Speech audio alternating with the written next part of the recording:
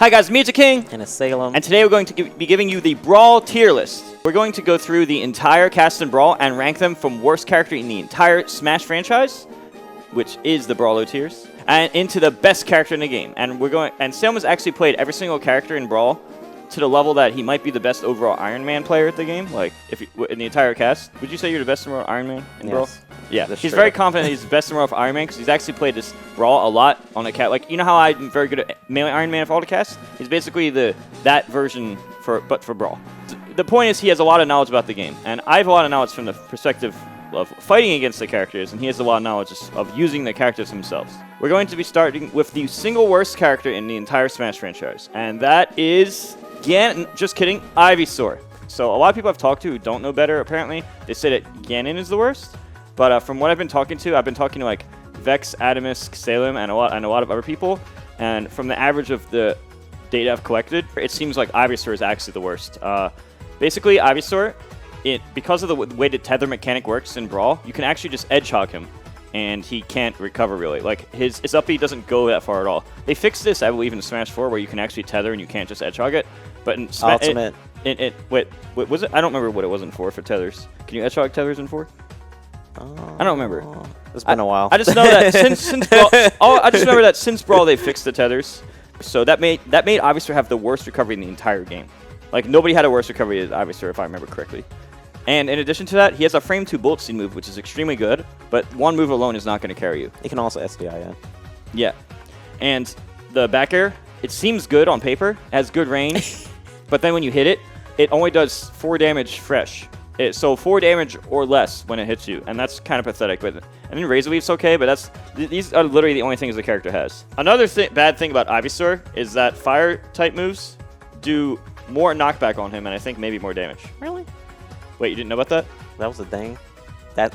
Yes, he had a weakness to fire. What the heck? They put that in the game? That's Wait, you didn't know about that? No, that's extra obscure.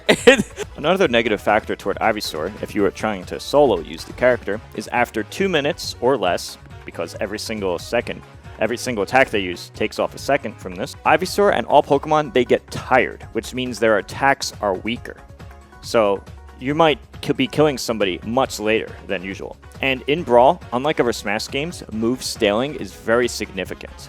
In other Smash games, the move scaling doesn't seem that severe, but move scaling is so severe that, let's say you tried to down smash someone with Meta Knight at like 120, and it barely didn't kill. Well, now the next one, instead of being stronger, despite their damage being much higher, the next one will be even weaker. In no other Smash game is something like this so significant. So when you combine the fact that move scaling is so significant in addition to the Pokemon getting tired, you cannot solo main a character. So if we were talking about solo using a character, that is one of the reasons why Ivysaur would be considered so bad. And all of the Pokemon trainers suffer from this, which is why you must need to use them all. So if you put all that together, the character sucks really, really, really, really bad. Unless you press down B, then he's no longer the worst character. However, if you're theoretically only using Ivysaur and never switching, under that idea, then Ivysaur would be the worst character. Next on the list would be Zelda.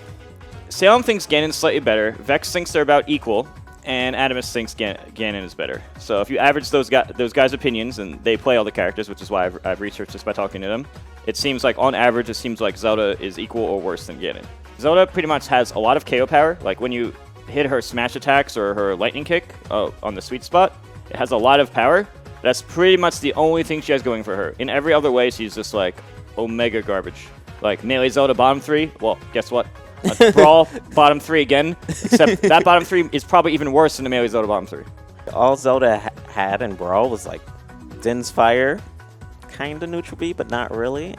And her forward smash was useless because you can just SDI her forward smash up and behind her or something, and she just say, oh, well, this move actually doesn't work. She still has other things like jab. Her jab is like, it's kind of a 50-50 because depending on the other character's frame data, you could just be like jab to down smash, and if they try and show grab out of the jab, then they just get hit by the down smash.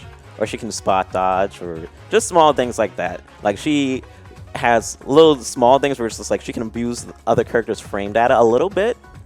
But that's pretty much it. Like, she's just a camper, and she wants to get close, but just to jab, but she doesn't have much. However, Zelda is not the worst in the game. You know why? Because you can press down B, just like Ivysaur, and get out of that situation. And the next character we're going to talk about cannot down B, to escape his extra depression, and that is Ganon. If you include the fact that he can't down B out of his horrible situation, then Ganon would be considered the worst character in Brawl and the entire Smash franchise. Ganon has a really good move called Up Smash, which is very disjointed. Think like Snake Up Tilt disjointed. A little bit, yeah. And it just completely beats Meta Knight's Mach Tornado. Like, it destroys it. It destroys it. Meta Knight can't just, like, Tornado Ganon, because, like, Ganon can literally just wait around power shielding, and then, like, or spam Up Smash. The thing of Up Smash, it is a huge, I think, like, Snake Up Tilt, but with, like, even less end lag. Yeah, but more startup. More startup, a whole lot less end lag. So Ganon's Up Smash is debatably his best move, yeah. and it makes the Meta Knight matchup way better for him. In addition to that, he also has Short Hop Dare Auto Cancel. Yeah, that's right. He could just, like, spam the Thunder Stomp a whole lot, and then just, like, oh, 20, 40, and they're just like, what happened to me? All his moves are way worse than you ever expected. Like, the side B is, like, slower, more garbage. Like, in Ultimate, it does, like, twice the damage. You can, like, down tilt out of it and stuff. But you can't tech it in Brawl. That was the nice part. Oh, that's right. why it was good. I forgot. Okay, so it only does, like, what is it, 8 damage or something? But then something like that. Yeah, something like that. It's like half the damage of Ultimate, but you can't tech it, which makes sense. And as well, certain characters got blown up because of that, because they would fall slower and then hit the ground. Like Olimar, for example. Oh, so Ganon he gets a true combo. Yes, he gets a true combo. Like against Olimar, for example, if I remember correctly, he could side B Olimar and down smash him, and that would just like obliterate Olimar. Oh, that's actually really good. If not that, he could do like side B to forward tilt or just side B to dash attack, just things like that. But he could as well do I actually remember side B dash attack from like a long time ago. Side B dash attack was like... Did that work on Meta? I don't remember. Yes, it worked on Meta. I remember Dex doing that to me. It was very important to learn that specifically for Meta Knight. You just learn to muscle memory once, and it's the same thing every time. Yeah, it was like very useful, because it's just like, okay, now you can just like do this, and then just dash attack Meta Knight when you feel like it and you're good. Here's the coolest thing about Ganon. He can fly. Ganon can actually fly, but to do it requires you to use your double jump, and right before you hit the ground, like literally on the exact last frame, you can down B, and he goes into a weird animation where he flips and flies all the way upwards. I have no idea what you're talking about. Yes, it's crazy. I forgot what it's called, but like Vermin Nubis did it. I believe Raycom did it. Like quite a few Ganons did it, and it was like weird because it's like you would be all the way up high in the sky, and you just be, oh yeah, I'm fine, and then the Ganon would just like full hop air dodge, then double jump down B and fly all the way up there, and then they would up B you or something, and he would just like die at like 90. Next in line, we go a tier gap up, and we get into we graduate out of extra depression tier, and we go into depression tier, and depression tier.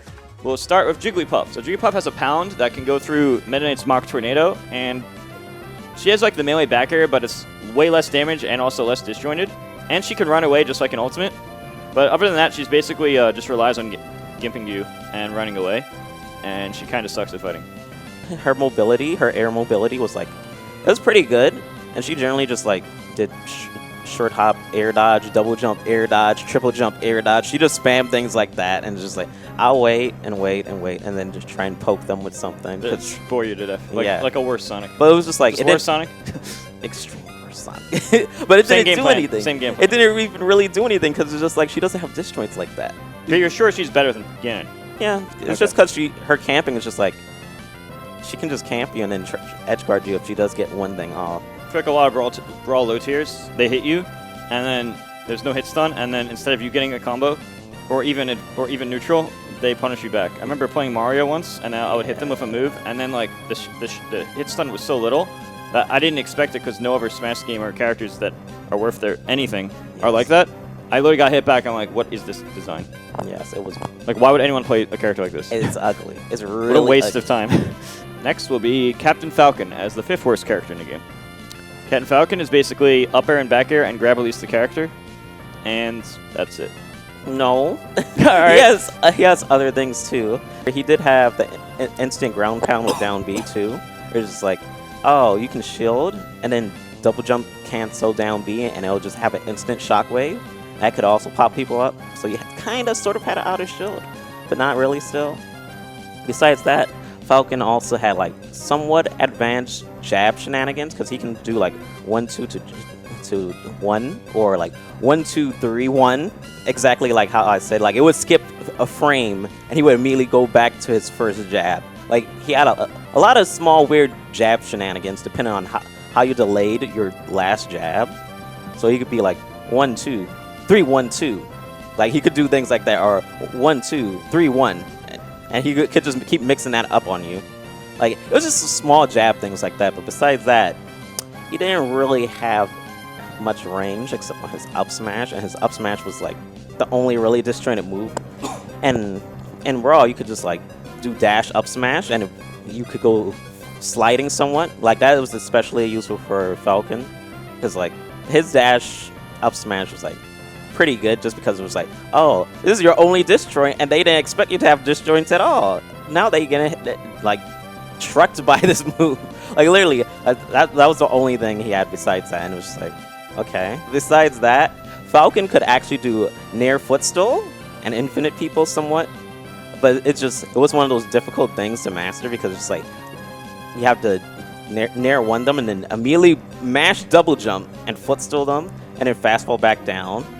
But as well, you could do Why do you know this? Because I played every character in the game.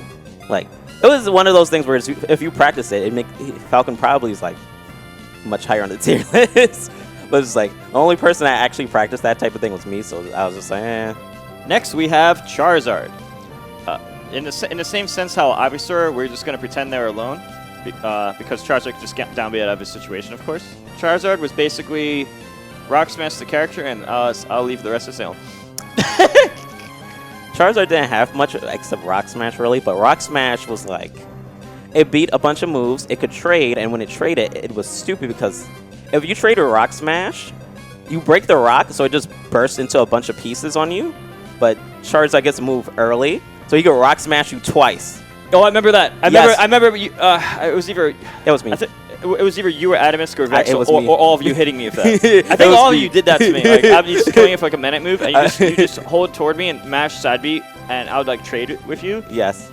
It was and me. then you just do the next side beat, because you'd be no stun, I'd be more stun. Yes, it was funny. And I went to like 40 damage immediately. Yes, or maybe more. It was around like 60. You can take I took like so 60. much. Like he's literally just rock smashed. Like I said, Charizard only had one thing, which was Rock Smash, but he had like one technique with it, which was basically like a sliding up smash. You can do it in the air, wave bounce, just things like that. It wasn't much, but it's just like, if you're gonna use the best move, you better use the best move in every single way. Alright, so these are, without question, the bottom 6 characters in the game. And then we get much better after this point. Finally, no more depression. So after these 6 characters, we get a significant upgrade, correct? Yes. So there's a significant upgrade after these 6, after Charizard. And it is very highly debatable here, and everybody has a different opinion, which is why, hence the tier gap. But Salem believes it's Mario, and I'm just going to go with what he thinks, because he would know better than me. He doesn't have much. It's just, oh, you can hit people. It's going to be negative at first, but once you get the damage, it's just like, oh yeah, I'm good. Like you can do things like back your backers, since that's his only move. Pretty much his only move. You can do nair out of shield. You can do up B out of shield. Yeah, I remember. But it's basically just the same as Ultimate, just like no combos. Yeah, no combos. Imagine Ultimate Mario, but you don't get combos anymore. The only thing he has is like back your combo at like 30 or something-ish, but it's just like, that's it. It's the type of character where it's like, oh, poke with a fireball, get a little bit of damage, and now you can finally be an actual neutral. Boring. Hey, dude, this just reminded me. We should have Dark Wizzy play this Mario in Brawl. Oh my god, that would be so funny. Guys, press one in the YouTube comments below if you want Dark Wizzy to play. No, yeah, just in the YouTube comments below. Is this a good idea? Should we have Dark Wizzy play Mario in Brawl? And the next character is Luigi. Although many people think that Luigi's way better, Salem thinks Luigi's right next to Mario. And basically, Luigi is just up B at 40, and you die at 40. It's like the strongest up B in like the entire Smash franchise, I think. Something like that. Is it the strongest up B? Like every up B is super strong. I remember 64 is super strong too. Oh, probably. Like the 64 one obliterate you too. I remember if you're at 40%, like Mennite, I think you get jab up B at like 43 or 40. Oh, yeah. I remember my co-percent when I was fighting boss, I'd be either is at like 40 or 43%. Something similar to that. And then if he hits me with up B after that, I die. If you don't shield after that, then it's not a true combo. Yeah. But the only way to avoid the true combo is to, with Mennite, is to actually hold shield. But then boss knows that like my only way to avoid jab up B pseudo combo is to hold shield, which means I'm forced into that one option, making it a 50-50. So he just half the time he does jab up B and half the time he does jab grab. Yeah. And then sometimes he does space jab, turn around, and if you roll in, that's up B. That's like super gimmicky. But yeah, basically because jab up B is so fast and almost true combos, and the only way to escape it is through shielding with most characters, unless you have like a frame 1 jab, that makes it a really, really good mix-up with when you combine Luigi's jab and his up B. Luigi can also up B at a shield, which is extremely useful. Besides that, Luigi had like small weird movement options because he could like crouch walk. And it's like, for example, if you're walking forward and you crouch walk backwards, you could like push back forwards and you would kind of like do a semi moonwalk like thing. It was like a small tech that didn't really do much. It was just like, it was a little bit of micro spacing. That's another thing. Luigi had forward smash angled up and that had like no in lag, so he could do forward smash angle. That killed fast. Yes, he could do it like twice in a row and be like, yeah, and you're just like, why can't he rapid fire smash attacks? Character was extremely jank in neutral, advantage, and disadvantage. And disadvantage was extra bad. It's either you're off stage and your recovery sucks and you better hope for a misfire, or you're on the ledge for the rest of your life and you're Luigi. And once you jump, everyone can see you. Everyone can see you up there. And next we have Bowser. A lot of people who don't play Bowser think Bowser's like one of the bottom 5 in the game, but I've talked to people like Salem and Atomisk and Vex who all played the character, and they think he's significantly better than that, and they all think he deserves to be like somewhere in the middle, lower part of low tier. Bowser has the up at a shield that we all know and love from like previous every game. A pretty decent forward air like usual. A lot of melee-esque moves except like the aerials and stuff, except overall like a better version of it. Honestly, overall a better version of the melee Bowser. One of his best traits of all. Well, he has a infinite double jump with a side B, but the most important thing he has, I would say, is that he has a grab release. Because when Bowser grabs you, on the grab release, most characters are programmed so that you both get out at the same frame. That's for the majority of the cast, so there's no frame advantage. It's +0. Like there's no way to get a free punish. However, they didn't program Brawl correctly, and there's an oversight where Bowser grab releases you, and Bowser can act first by quite a few frames. So Bowser can actually grab release you across Smash Roll, for example, which is a small stage, get like 20 plus damage, and then just side B you, and then now you got 0 to 40, for example. And that was one of the gimmicks that actually was able to carry him. The funny thing is, there was actually a way to, well, it wasn't even an extension. He could actually infinite people, but it was just like, it was really awkward because it was extremely hard to do, because you had to buffer a pivot grab backwards or something like that. So that way... Why do you know that? It's so... I play every character. Why do you know all this? I play every character, and as well, I've seen, like, a lot of nonsense. But essentially, yeah, Bowser could just, like, infinite characters just by being like, oh, I have to buffer a pivot grab and grab them in place, and then they would just... If you keep doing that, then it's just, like, 999%. Easy. And the next character would be Link. A lot of people say Link is a really, really horrible character, and there used to be something called Hyrule Tier when the bottom 3 characters in the game was... The Triforce. Yeah, Triforce Tier. Or Hyrule Tier, I've heard both. That Ganon, Zelda, and Link were in, but Salem believes that Link is significantly better than that, so I'm just going to let him talk about it because he knows pretty much all the Link stuff. Okay, so basically, Link has so many technical things that's, like, insane. Because, like, for example, with his mom, he can just do, like, bomb slides, which is essentially kind of like a glide toss. Like, it looks weird because, like, he throws the bomb towards you, and then he throws his hand upward, so it looks like he's doing both animations, the dash toss towards you, and then he would toss it upwards. But it's just like, the toss upwards animation is just like, it's just a separate animation, but it's faster. It just looks like a speeded up throw with the bomb. So, essentially, he could slide through you if you shield the bomb, and then he's just, like, behind you, and you're just like, wait. How did this happen? Like, it was just one of those cool things. And then, of course, you had Dacus, which was like the Link classic. So he would be like, okay, I can slide with bombs. I can Dacus.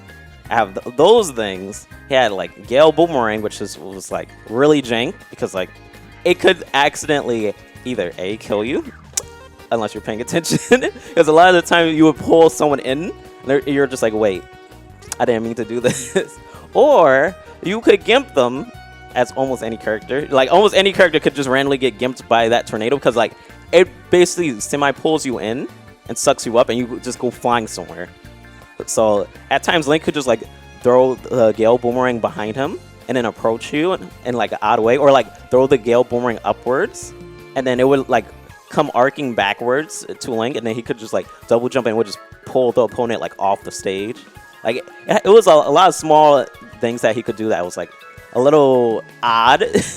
But besides that, he also had like quick arrow, where it's just like just before you touch the ground, you can shoot an arrow, and it would like quickly shoot an arrow, like faster than usual. It like cancel most of the animation, where it's just like you're charging and drawing the bow, and it would just like just shoot it. It would just shoot it instantly. That's something that the Lynx could do. So it was just like, oh, you could do like short hop back air to arrow at the last second, and just go pew, like really quickly. There was that.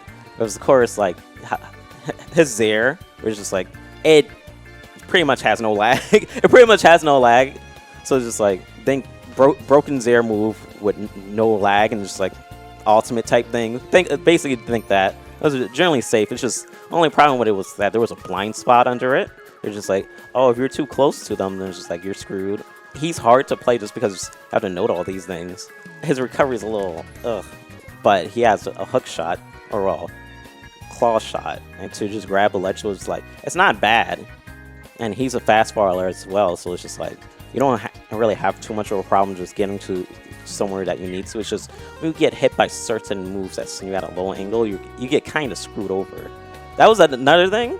Certain moves that you get hit by, you can actually you didn't even need to momentum cancel. You could just like claw shot the ledge and you'd be fine. You just had to do it really quickly. So it was essentially like, oh, air dodge, tether to the ledge. I see Toon Links do it all the time. Yeah, if you like down through with Menite at the edge, and then the Toon Link would just DI away and then Zair ledge, and then you would get no follow-up, so you might as well have just done forth or something. Yeah, basically. That's why it was like really interesting. It was like, oh, it's not that bad with the recovery part, because it's just like... Oh, you have an up B and a Zair. You can just mix it up. Yeah. Instead of just getting floor shredded. And then as well, Link obviously has his bomb recovery thing, but that's just like more situational, because like even though the game's floaty, people can just go out there and hit you, so you can just die for that.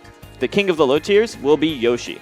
Now, Yoshi pretty much was a character who just camped you with eggs and then grab-released you across the stage and wasted your time and hoped you got bored. He was so annoying. It's literally just what you said. And it's just like, what the heck is this? And then he has super armor.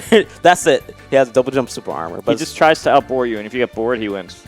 Like, yeah, basically. That's literally what they did. That's actually legitimately all they did, sadly. Not to roast Yoshi mains or anything, but that's what happened. I was just like, okay, Yoshi's cool, I guess. Like, I like the grab release part, but like, actually playing the game with Yoshi is just like, eh. Alright guys, thanks for watching that video. This is the Brawl Tier List Part 1. Bottom and low tiers, or low tiers and depression and extra depression of the worst 3 characters in Smash history. Who do you guys think is the worst character in Smash history? Let us know in the comments below, and I'll see you next time with Brawl Part 2 of the tier list. See you guys later.